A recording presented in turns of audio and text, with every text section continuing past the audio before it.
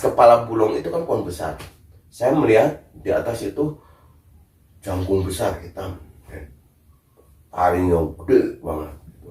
Itu lagi ngeliatin Bulong seperti kayak begini. Wah. Assalamualaikum warahmatullahi wabarakatuh. Kembali lagi di channel Diki Ayu. Kali ini saya akan menceritakan pengalaman pendakian misteri juga. Tentunya saya tidak sendiri, saya bersama Aden. Ini adik saya gitu. Oke sahabat misteri, kembali lagi di tayangan Optimis, obrolan pengalaman tentang misteri. Saatnya merinding.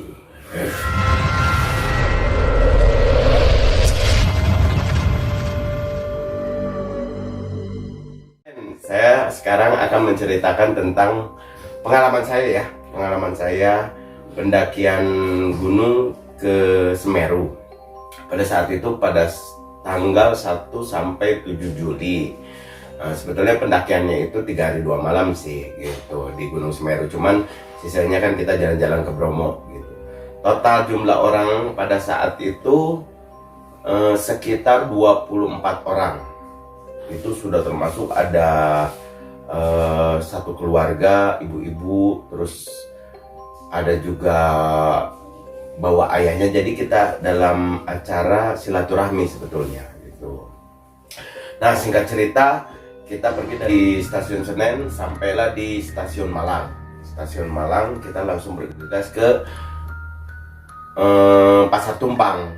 Nah, dari Pasar Tumpang setelah membereskan persyaratan semua untuk pendakian ke Gunung Semeru, kita langsung pergi nih. Kita langsung pergi menuju ke Ranupani. Nah, setelah sampai di Ranupani, kejanggalan itu sudah mulai terlihat. Gitu. Salah satunya adalah daypack tas bawaan saya tuh tertinggal di Pasar Tumpang pada saat itu. Jadi setelah kita sampai di Ranupani, saya setelah cek semuanya, baru diketahui kalau daypack saya itu ketinggalan. Gitu. Untungnya peralatan pribadi saya seperti sleeping bag dan juga headlamp dan juga peralatan safety untuk pendakian gunung saya selalu bawa di daypack yang kecil di depan gitu. Jadi ya udahlah, karena yang di dalam daypack itu hanya peralatan-peralatan yang memang buat saya itu nomor 2 di pendakian. Tapi untuk yang pertamanya safety-nya saya selalu ada di daypack di depan. Saya selalu bawa 2 tas gitu. Nah, setelah semuanya registrasi selesai, kita briefing tepatnya pada jam 3 sore setelah sholat asar. Kita berdoa, kita langsung mulai pendakian semuanya gitu. Mulai pendakian ke Gunung Semeru. Pada saat itu kita foto-foto dulu di gerbangnya itu ya, di gerbang Semerunya itu. Setelah foto-foto kita langsung mulai berjalan. Dari awal gerbang sampai pos 1 itu masih aman-aman aja gitu. Nah, dari pos 1 sampai ke pos 2 saya sudah merasakan yang sedikit berbeda dengan jadi dalam pendakian Semeru ini ada 3 orang yang memang merasakan hal yang berbeda. Yang pertama itu saya sendiri, yang kedua itu ada Teh Male gitu, yang ketiga ini adalah Bulong. Nah, Bulong ini memang tidak akan terlepas dengan saya, karena setiap dalam pendakian Bulong ini selalu menjadi satu paket dengan saya. Biasanya kalau saya menjadi leader, Bulong itu menjadi sweeper di belakangnya. Nah, Temale ini biasanya dia tugasnya untuk P3K. Dia mobile untuk karena dia memegang peralatan obat-obatan ya. Nah, setelah dari pos 3 kita sudah merasakan hal yang berbeda. Tepatnya jam 4.25 itu di pos 2 itu kita tidak lama, kita minum-minum. Setelah minum-minum kita nyemil sebentar, kita langsung jalan lagi karena kita targetnya adalah ke Ranukumbolo, jangan sampai terlalu malam. Karena pada saat itu pendakian sangat padat merayap, penuh banget gitu kan. Tepatnya di 1 Juli itu penuh banget. Setelah dari pos 2 kita mulai berjalan, itu sudah terasa aura-aura, wah gimana gitu ya. Khususnya Temale ini, karena Temale ini dia lebih peka sedikit gitu. Dia selalu merasakan suasana-suasana ataupun yang nggak enak teman-teman seperti apa gitu. Cuman Temale ini dia posisinya ada di tengah, dia jauh ke saya dan jauh juga ke Nanda. Jadi ke Bulong ini dia nggak cerita, udah aja dia nikmati aja, dia berpikir positif, ini hanya perasaan dia saja gitu kan. Ternyata selain Temale juga itu dirasakan oleh Bulong juga gitu. Setelah kita perjalanan sampailah, singkat cerita kita sampai di pos 3. Di pos 3 itu ada rekan kita yang memang nggak kuat karena mungkin dia dari pos 1, pos 2 dia coba untuk jajan semangka segala macam, cuman perutnya memang tidak menerima gitu kan makanan dari ini. Biasanya kan dia terlalu banyak mungkin ya semangkanya, jadi dia sakit perut kayak gimana. Akhirnya dia mintalah rekan ini gitu, rekan tim saya ini untuk diantar. Nah akhirnya kita antar, kita masuklah ke dalam gitu dengan menggali gitu kan. Nah dari awal saya mengantar, saya melihat seperti ada perempuan gitu. Ngelihat saya kira pendaki sama juga, cuman saya pikir mungkin pendaki nih, ya udah diamin aja, saya cuekin kan gitu, saya cuekin. Setelah beres ngantar akhirnya selesai tuh, tepat maghrib kita itu di pos 3 gitu. Di pos 3 kita maghrib, langsung kita menuju ke pos 4. Nah selepas pos 3 itu kan langsung tanjakan kalau tidak salah ya. Nah dari tanjakan itu seolah-olah di atas itu Bulong merasakan seperti ada batu besar gitu. Padahal di depannya itu kita, karena memang tanjakannya sadis itu kan, Bulong tuh merasakan hal yang berbeda tuh pada saat dari selepas pos 3. Pos 3 itu Bulong udah ngerasain yang ini nggak bener bang gitu kan. Cuman Bulong nggak cerita pada saat itu gitu. Mimik wajahnya terlihat banget gitu. Apalagi kalau Male pada saat selepas pos 3 dia tidak merasakan apa-apa gitu. Nah selepas pos 3 itu kita melewati jembatan-jembatan kan. Nah tepat di jembatan kayu itu seolah-olah ramai, saya merasakan gitu. Sama saya, Male dan juga Bulong ini merasakan seperti berpapasan dengan pendaki gitu. Ada pendaki lama yang lagi foto-foto di situ. Karena kita merasa ini terlalu malam kita untuk foto-foto, ya udah kita lewatin. Nah singkat cerita kita juga sudah sampailah di pos 4 di atas Ranukumbolo itu. Nah tanpa pikir panjang kita briefing, kita rapat karena pada saat itu waktu sudah menunjukkan pukul 9 kalau tidak salah. Kita memang perlahan jalannya, santai gitu kan, tidak ada target waktu. Yang penting kita semua selamat sampai Ranukumbolo dan kembali ke rumah dengan selamat, itu tujuan kita gitu. Nah kita turun ke bawah, angin udah mulai keras, dua. Nah saya merasakan dengan Bulong itu pokoknya ada 2 jalur kan. Setelah turun ke bawah itu ada yang ke atas bisa, ada yang lewat bawah juga bisa. Bulong tuh seolah-olah dorong untuk lewat bawah aja. Tapi Bulong nggak mau, karena leadernya saya udah masuk duluan ke jalur yang atas. Akhirnya Bulong ngikutin tuh ke atas. Sampailah kita di Ranukumbolo dengan selamat gitu. Pada saat itu ada kejadian juga sebelum kita sampai ke Ranukumbolo. Ada pendaki lain sebelum masuk ke Ranukumbolo, dia terperosok ke sedikit dalaman ya, jurang gitu sekitar 5 meter. Itu pada saat kita melewati, kita sempat membantu juga. Ada beberapa pendaki ya, 2 orang kalau nggak salah atau 1 orang. Mungkin dia karena kelelahan, nah dia juga ngantuk, dia nggak lihat fokus ke jalan, jatuh mungkin gitu, tapi tidak terlalu parah. Cuman saya kaget aja pada saat lewat rame gitu di sana. Akhirnya kita coba menolong, tapi karena terlalu banyak orang untuk udah mencoba berusaha menolong, akhirnya kita lewatin gitu kan. Tibalah kita sampai di Ranukumbolo pukul 10 malam. Kebayang jam 10 malam, posisi teman-teman pendaki yang lain lagi istirahat ya tepatnya, kita baru datang. Kondisi kita dingin banget, keringet, diem, kita otomatis kita semakin dingin kan. Nah gitu. tanpa pikir panjang, udah kita langsung yang prianya semuanya tenda seadanya dulu. Yang penting kita semua masuk ke dalam tenda, gitu kan. Nah, akhirnya kita dapat spot di Ranukumbolo karena pada saat itu banyak banget pendaki. Tenda-tenda udah wah penuh banget ya. Akhirnya kita buka tenda sekitar 12 tenda kita buka.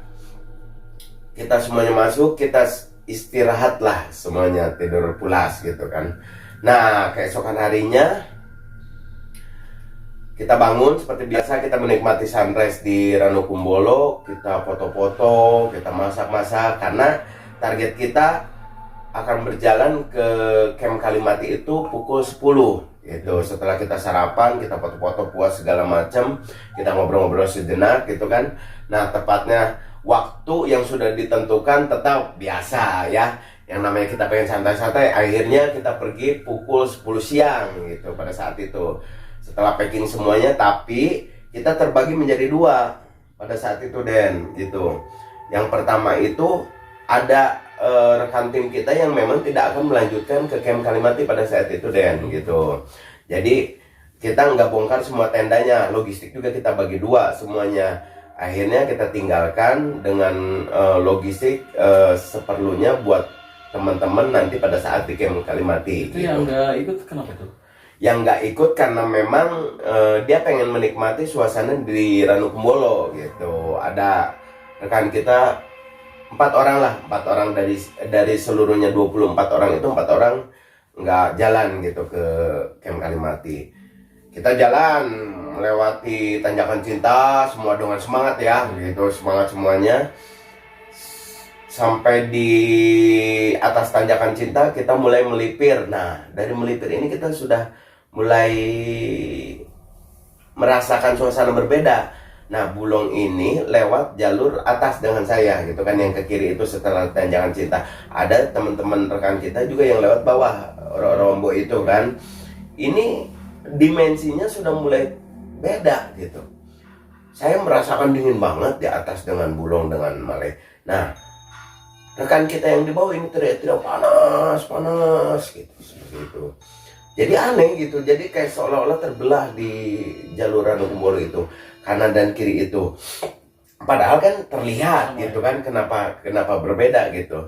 Akhirnya sampailah kita di Cemoro Kandang. Cemoro Kandang kita istirahat terlebih dahulu, biasa menikmati semangka lagi, minuman-minuman dingin yang memang tersedia di sana, kita bisa jajan lah. Pokoknya sekarang pendakian Gunung Semeru itu sekarang menurut saya itu udah enak gitu kan, udah keren lah gitu kan. Persyaratan dan segala macamnya udah top banget kalau menurut saya. Jadi aturan-aturannya memang luar biasa kalau menurut saya. Sampailah kita di Cemoro Kandang, tidak lama kemudian, setengah jam tepatnya kita mulai perjalanan kembali gitu kan. Dari Cemoro Kandang, akhirnya terus kita berjalan, tibalah kita di Jambangan. Dan di Jambangan seperti biasa kita tidak ada bosannya untuk menikmati semangka gitu kan. Nah, kita makan semangka lagi, jajan lagi. Nah, foto-foto lah terlihat banget kan di belakangnya itu gagahnya Gunung Semeru kan, gagahnya berurat gitu kan gunung itu. Nah, dari situ tuh mulai perjalanan ke Gunung Semeru yang Camp Kalimati itu kita seperti seolah-olah melewati pintu. Kita bertiga tuh, tepatnya Bulong dan juga Maleh dan juga saya sendiri gitu. Mulai masuk ke dalam Camp Kalimati itu kita seolah-olah seperti masuk ke gerbang dimensi yang lain. Jadi berbeda mungkin. Berbeda gitu, yang tadinya kita dingin merasa Sundanya ngaheab gitu, ngaheab lah. Cuman saya pribadi cuekin aja gitu kan, cuekin aja. Nah, ini mungkin sugesti saya seperti biasa gitu kan. Udah kita jalan sampailah kita pukul 5 sore, setengah 5 sore gitu. Kita sampai di Camp Kalimati. Kita langsung bagi tugas sama teman-teman semuanya. Nah, inilah Den, di tempat di Camp Kalimati ini pada saat saya ngebongkar tenda tuh, saya merasakan ada orang-orang yang ngeliatin di balik pohon tuh, di ujung di sebelah kiri itu. Nah, ini dirasakan sama Male juga. Male seperti seolah-olah yang orang-orang yang seperti ngintip. mungkin ya. Nah gitu, ngintip gitu. Ada beberapa orang yang seperti orang yang ngintip. Cuman saya kan mikir mungkin pendaki gitu kan, pendaki lagi bak gitu atau lagi apa gitu kan, ngintip lagi, nongol lagi. Cuman saya cuekin aja kan gitu. Nah setelah saya bongkar tenda segala macam, akhirnya saya masak. Teman-teman yang mengambil air dari sumber mani semua berkumpul di sana. Akhirnya setelah masak, tepatnya jam 7, setengah 8 kita sudah selesai semua makan malam. Karena kan kita harus persiapan summit menuju ke Puncak Mahameru. Sebetulnya pendakian dari Gunung Semeru itu dibatasi, Den. Dibatasi sampai batas Kalimati. Nah, cuman kan teman-teman semuanya ya udah kita mencoba untuk pendakian ke Puncak Mahamerunya. Setelah setengah 8 semuanya selesai, ada yang masuk tenda karena kita bawa tenda hanya 4 untuk transit saja gitu kan. Tapi tetap kita safety-nya bawa sleeping bag segala macam gitu kan. Semua berada di dalam tenda. Khususnya saya sendiri, Bulong, Tukul, dan Temale, ada juga si Arif, Bang Arlan sendiri, itu ada Bang Arlan. Itu kita tidur di luar. Bukannya kita tidak cukup di tenda, tapi kita ya udah tidur di luar aja karena memang nanti jam 11 setengah 12 malam itu kita akan bangun lagi gitu kan. Nah, saya tidur sebetulnya tidak bisa tidur malam itu. Dan tepatnya pukul 9 malam kita mencoba untuk tidur. Lumayan kita untuk 2 jam gitu kan untuk istirahat. Saya nggak bisa tidur. Di depan saya itu kan tidur ada Male, ada Bulong, ini saya. Saya berhadapan-hadapan dengan Bulong. Bulong tepat di bawah pohon besar di Camp Kalimati itu. Nah, saya tidur, mungkin kalau bahasa Sundanya erep-erep ya. Nah, erep-erep itu gitu kan. Tapi kalau saya tidak merasakan erep-erep, masih ngantuk tapi setengah sadar. Tepat di arah jam 12 di atas kepala Bulong itu kan pohon besar. Saya melihat di atas itu jangkung besar hitam. Taringnya gede banget. Itu lagi ngeliatin Bulong seperti kayak begini. Wah. Jadi terlihat jelas. Bulong pun mimpi dia seolah mau ditarik dari bawah itu oleh sosok hitam besar. Saya belum tahu sebetulnya cerita itu, tahu setelah Bulong pulang semuanya gitu kan. Male di sebelah Bulong, tiba-tiba dia langsung berpindah ke pos camp Kalimati di depannya. Saya berpikir dong kenapa dia pindah gitu. Dia nggak cerita. Ternyata Male juga di sebelah Bulong, tepat di atas kepalanya dia ngelihat ke atas, dia melihat sosok yang besar, tinggi besar hitam itu, taring itu sama seperti sosok yang saya lihat. Akhirnya Male itu juga pergilah di sana. Dia nggak bisa tidur di sana, gitu. Tegang dia itu di sana. Bulong pun sama. Saya pun berharap ini semuanya cepat sampai ke jam 11 malam. Nah, singkat cerita, banyaklah para pendaki lewat. Wah, alhamdulillah. Itu kan, pas saya lihat jam, udah pukul 11 lewat 10. Saya bangunin semua tim, ya kan? Saya bangunin semua tim, saya jemput juga Male sama Tukul. Pada saya Tukul, Kopdar jemput Temale di pos di sana. Akhirnya kita semuanya packing, siap-siap, kita sarapan sedikit, gitu kan. Kita berdoa, kita briefing sebentar, akhirnya kita jalan, gitu. Seperti biasa di depan dileaderin sama Tukul pada saat itu. Saya kasih kepercayaan sama Tukul. Di belakang kita sweeper, saya dan juga Bulong, gitu. Kita mulai agak terpecah dua karena memang di belakang ada sedikit abang-abang atau teteh kita yang memang mungkin kita ngikutin irama jalannya gitu kan. Di depan tetap dipimpin oleh Tukul gitu. Kita ngelewatin perjalanan. Nah, Di sebelum ke Arcopodo itu, abang-abangan kita itu batuk-batuk, sesak napas dia.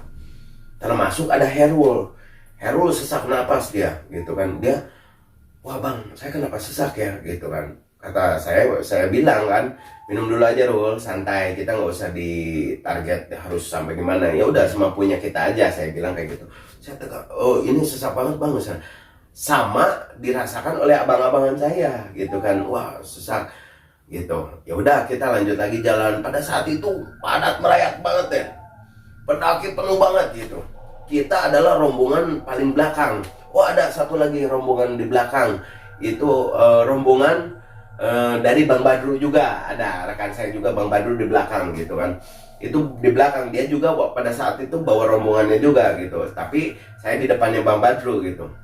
Akhirnya terus kita berjalan lewat yang Arcopodo, sampailah kita di batas hutan gitu kan, di Cemoro Tunggal di atas gitu. Nah sebelum kita sampai ke Cemoro Tunggal itu ada rekan kita yang memang dia terlihat kondisinya tidak memungkinkan untuk melanjutkan perjalanan summit ya, gitu.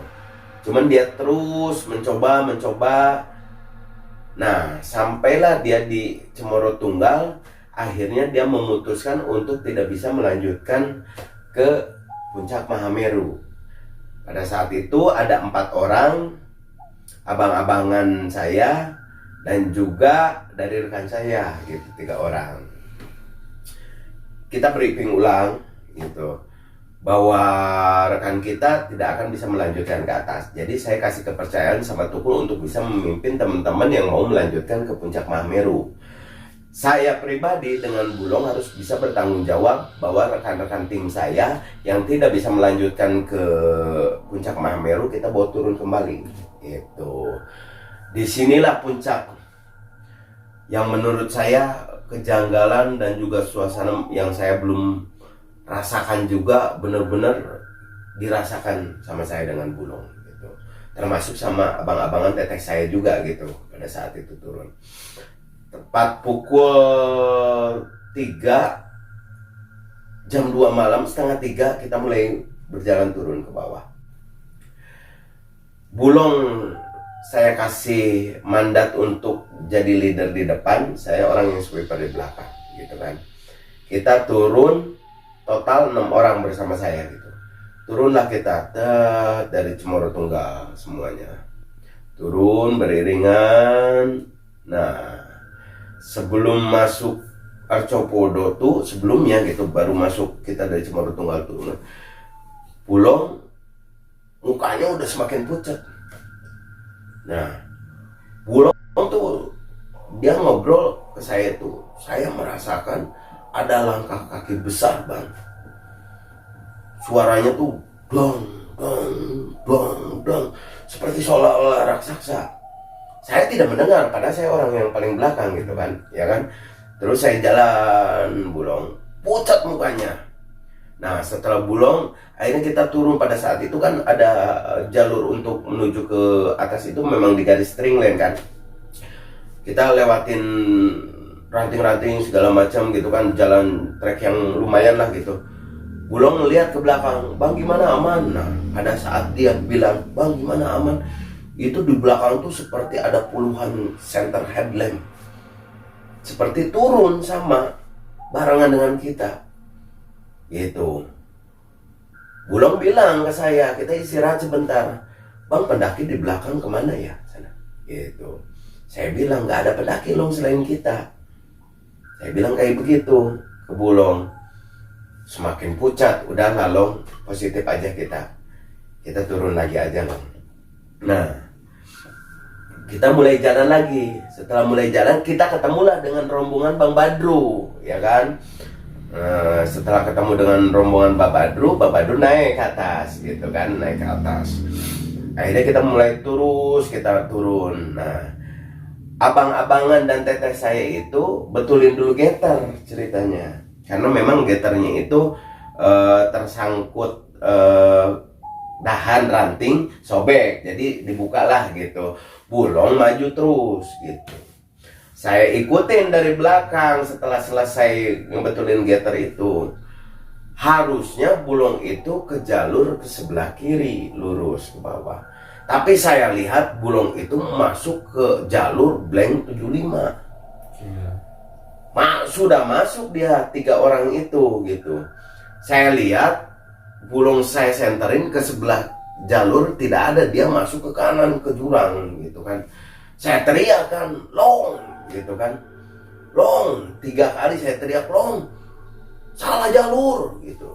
Padahal biasanya suka ada pelang itu, Pak. Ada string lane itu ada gitu, tapi Bulong itu ngerasa nggak ada string lane. Tembus dia itu ke bawah gitu. Pas saya teriak dia, Long, salah jalur. Dia ngeliat ke atas, dia baru istighfar tuh. Istighfar, Long, astagfirullahaladzim. Akhirnya kan udah masuk ke bawah, agak rumit tuh naik ke atas gitu kan, dengan perlahan dia itu kan. Dengan akhirnya kebetulan saya bawa webbing gitu. Kemanapun saya selalu bawa webbing, saya turunin webbing, saya ikat gitu. Bulong lumayan tuh, Bulong naik lagi ke atas, gitu. Masuklah dia ke jalur kembali gitu kan. Diam dulu karena dia kaget, semakin pucat. Saya kasih minum dulu. Udah nggak usah cerita, Long, saya bilang gitu. Kita yang penting sampai ke camp Kalimati, istirahat, udah gitu aja. Udah sekitar 5 menit kita istirahat, kita mulai turun lagi ke bawah, ya kan, mulai turun lagi ke bawah. Nah, tepatnya sebelum jalur yang batu-batu kerikil itu, sebelum nyampe camp Kalimati, itu kita mulai jalan tepat 3:30 subuh. Saya iseng Den gitu kan, saya iseng gitu, seperti ada suara langkah yang dibicarakan sama Bulong besar itu. Saya tengoklah ke belakang, Masya Allah, itu jangkung besar berbulu kayak lebat gitu, hitam, taringnya gede gitu kan, matanya seolah melotot merah gitu. Saya langsung balik badan ke depan, takutnya rekan saya ini panik, saya dorong langsung. Saya dengan bahasa saya bilang ke orang yang paling depan itu, ke Bulong, Long, RPM-nya tambah 80 km per jam. Artinya dia udah tahu kode saya, jalan dipercepat gitu. Cepatlah jalan. Wah, seperti seolah-olah kayak mau lari gitu kan. Tapi kita jalan, teteh-tetehan saya yang di depan saya, dia udah ngerasain ada apa nih gitu. Nengok, saya cuma bilang jangan nengok kiri kanan, jangan nengok ke belakang, fokus jalan ke depan, lihat ke depan, saya bilang gitu. Pokoknya jalan aja, jalan ke depan. Si teteh ini penasaran, lihat ke belakang lah dia. Nah, dia lihat ke belakang, saya tengokin ke depan gitu. Makin kaget kan dia, tapi dia nggak ngelihat. Saya bilang, udah bacaan aja tuh yang kita bisa baca gitu, doa-doa aja gitu kan. Bulong penasaran di belakang sampai jalan, nengok ke belakang. Nah, setelah nengok ke belakang, dia kaget. Apa yang saya lihat, dia lihat juga, semakin kenceng lah. Untungnya kita hanya beberapa ratus meter sampai ke camp Kalimati, trek yang lurus itu ya. Gitu, pas kita ngelihat ada sinar di tenda, alhamdulillah kita sampai juga di Kalimati. Tanpa pikir panjang, Bulong langsung masuk tenda semuanya. Masuk tenda, tidur kita udah. Nah, bangunlah kita pagi, ya kan? Bangun kita pagi, saya tetap nggak bisa tidur karena saya khawatir teman-teman yang naik ke atas gitu kan. Tapi saya percaya dengan skill teman-teman semuanya gitu. Nah, tepat di jam 10, teman-teman mulai turun satu persatu. Di situ yang saya khawatirkan ada beberapa orang, termasuk ada Mang Acuy, ada juga Male. Itu yang saya tunggu sebetulnya gitu kan. Karena buat saya, mereka dari awal itu sudah merasakan hal yang berbeda. Takutnya mereka parno pada saat naik ke atas kan. Nah, setelah datang Male di situ, harulah saya gitu kan. Saya peluk dia gitu kan, segala macam gitu. Nanya kabar dia gimana gitu. Saya udah menyiapkan juga makanan buat teman-teman yang memang baru turun dari Puncak Mahameru. Setelah makan semuanya, kita beres-beres packing, akhirnya kita mulai turunlah ke Ranukumbolo kembali gitu kan. Nah, setelah ke Ranukumbolo, kita singkat cerita sampailah di Ranukumbolo. pulang dari Camp Kalimati, alhamdulillah kita tidak menemukan kejanggalan ataupun suasana yang mencekam atau apa. Nah, di Ranukumbolo ini kita akan bermalam 1 malam lagi gitu kan. Di Ranukumbolo ini kita merasakan benar-benar yang benar-benar mencekam gitu. Seolah-olah orang-orang makhluk yang saya lihat pada saat malam itu dia mengikuti, tapi dia diamnya di pinggiran dari danau itu gitu kan. Nah, saya nongkrong dong sama Herul sama Bulong gitu kan, ngobrol sama Male gitu kan. Ya udahlah, kita gak usah mikirin itu gitu kan. Saya jadi pengen buru-buru pulang kan. Akhirnya kita besok tepatnya di tanggal 5 kalau nggak salah gitu ya. Tanggal 5 karena kita naik itu di tanggal 2 ya, 2, 3, 4 di tanggal 3 lah gitu. Apa 4 gitu. Nah, kita pulang lah.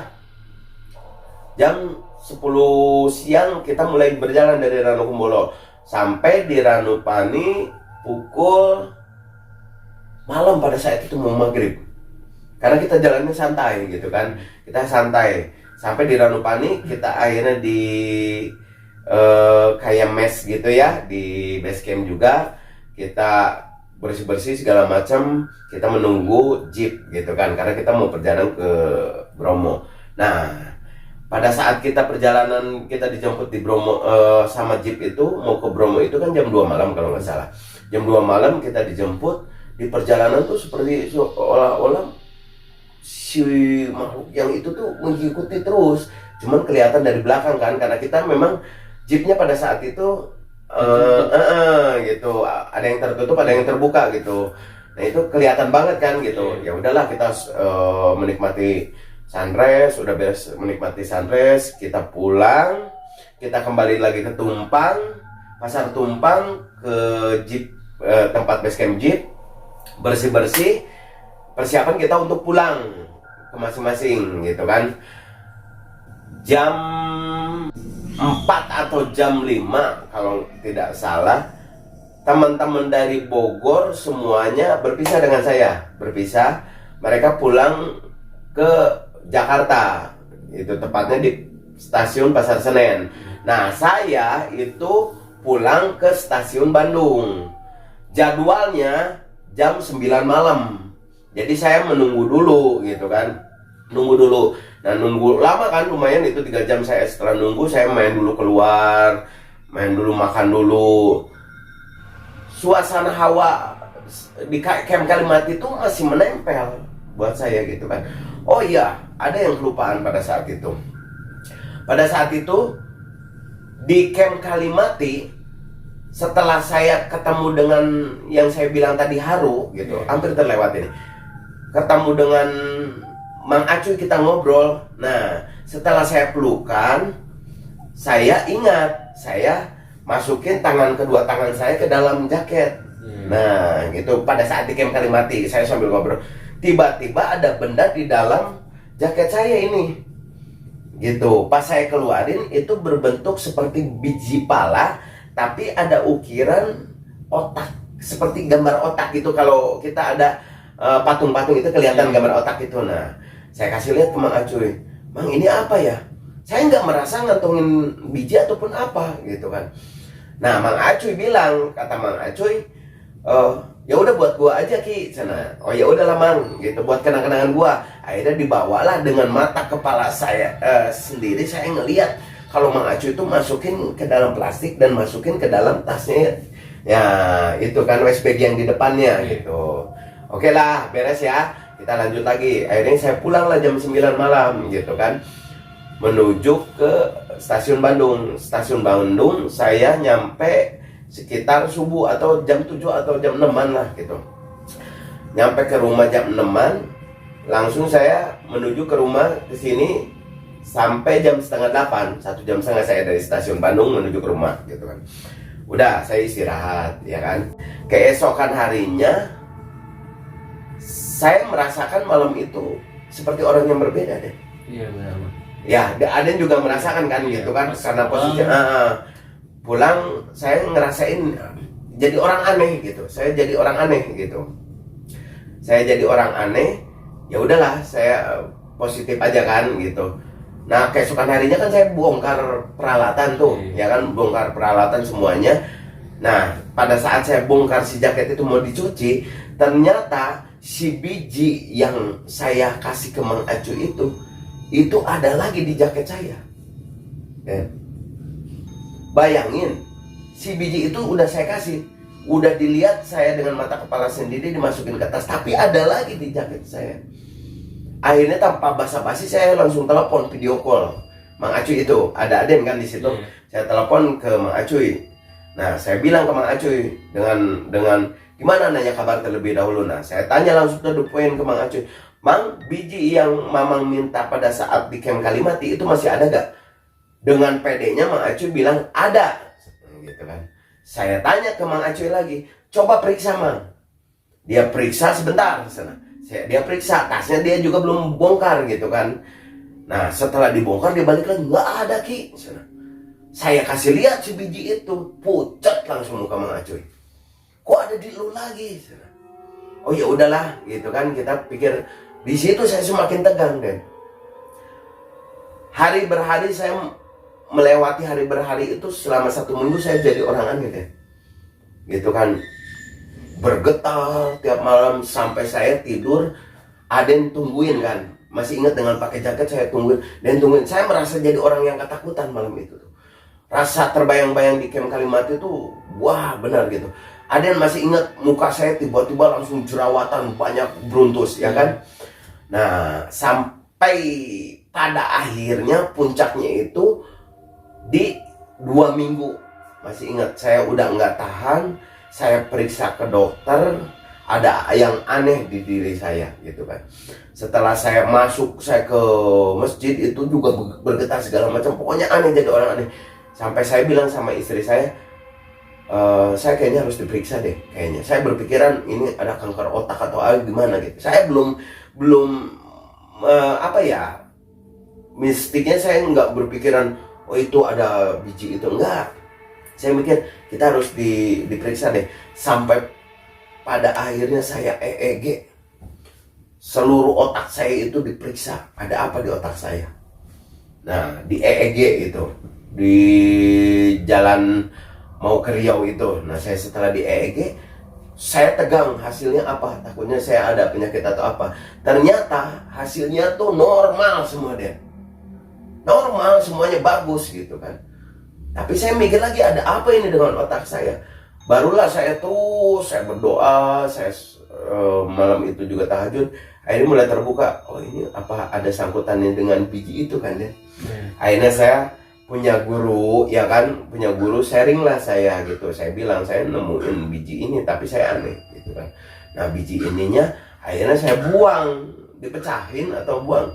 Selama itu pas itu biji dibuang dan juga si dipecahin itu tuntas, sudah selesai gitu. Saya merasa jadi orang yang sehat tiba-tiba, dan suara angin itu yang seperti kayak begitu kan hilang.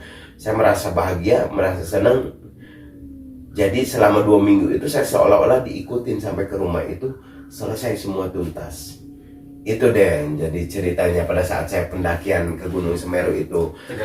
Ya, jadi saya ambil hikmahnya gitu. Dan jadi setiap pendakian ataupun setiap ada cerita, pasti dibaliknya ada hikmah buat saya gitu, dan buat teman-teman semuanya. Jadi seperti itu teman-teman, cerita pengalaman saya di Gunung Semeru, tepatnya di tanggal 1 Juli sampai 7 Juli gitu, bersama teman-teman dengan jumlah total 24 orang.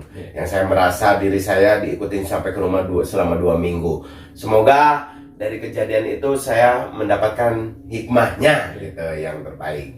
Pokoknya ikutin terus channel Diki Ayu dalam tayangan Optimis, obrolan pengalaman tentang misteri.